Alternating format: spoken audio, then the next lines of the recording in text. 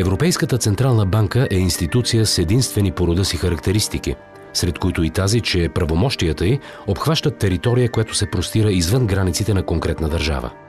И все пак Европейската централна банка изпълнява и функциите на всяка централна банка. Преди всичко, нейната роля е да поддържа ценова стабилност. Тя е последният пазител на стойността на парите.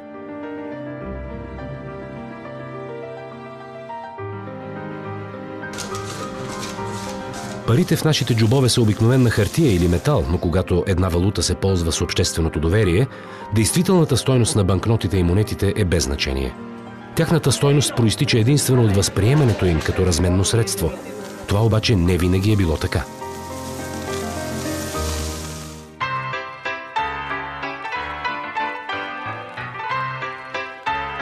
През първата половина на миналия век по-голямата част от развитите икономики приемат златния стандарт. Банкнотите в обращение съставляват реален дял в златните резерви на страната.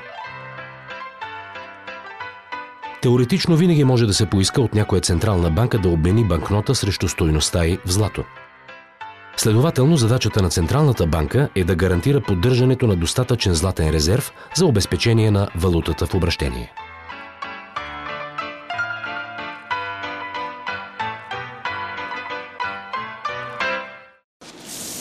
Днес стойността на парите се определя от покупателната им способност, т.е. от стойността на стоките, които могат да се купят с тях. Така задачата на съвременната централна банка е да гарантира, че паричната маса в обращение в една икономика е обезпечена със съответните стоки, които могат да се купят с нея. По този начин се защитава стойността на валутата.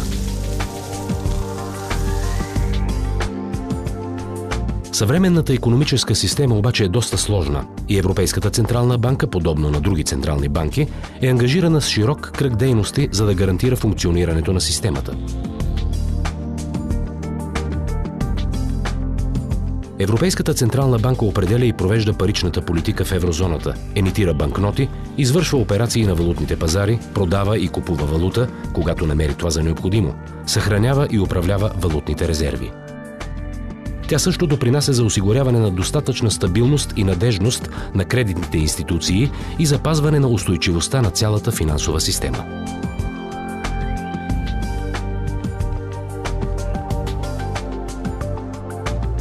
Освен това, тя гарантира гладкото функциониране на платежните системи в еврозоната с оглед бързото и ефективно осъществяване на междубанковите транзакции.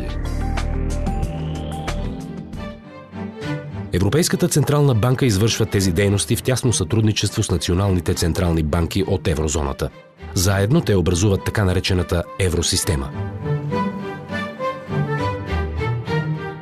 На практика, управителите на националните централни банки, заедно с 6 членове на изпълнителния съвет на Европейската централна банка, образуват управителния съвет на Европейската централна банка, върховният орган за вземане на решения на банката. Членовете на евросистемата провеждат редовни заседания за координиране и обсъждане на дейностите си в редица комитети, съставени от експерти на Европейската централна банка и националните централни банки.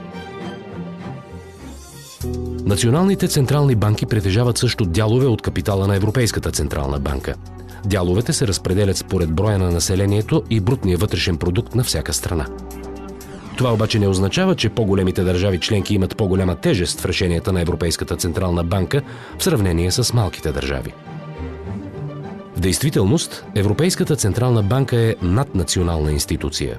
Служителите на Европейската централна банка и членовете на управителния съвет не защитават интересите на конкретна държава членка, а са призвани да вземат най-добрите решения в интерес на всички граждани на еврозоната.